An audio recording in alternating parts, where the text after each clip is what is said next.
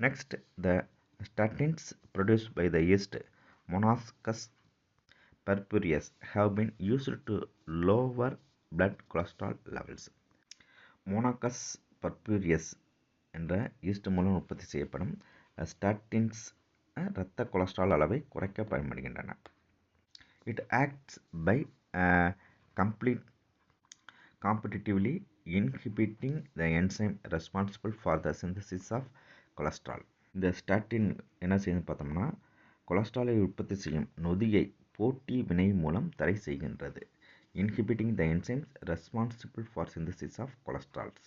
Competitively inhibiting the enzymes. It acts by competitively inhibiting the enzymes responsible for the synthesis of cholesterol.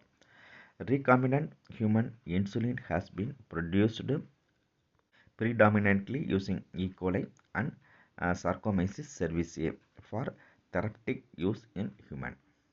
E. coli மற்றும் Saccharomyces cerevisiae ஆகியவற்றை பயன்படுத்தி உற்பத்தி செய்யப்படும் மறுசேர்க்கை மனித insulin மனிதர்களின் மருத்துவ சிகிச்சைக்கு பெரிதும் பயன்படுகின்றன.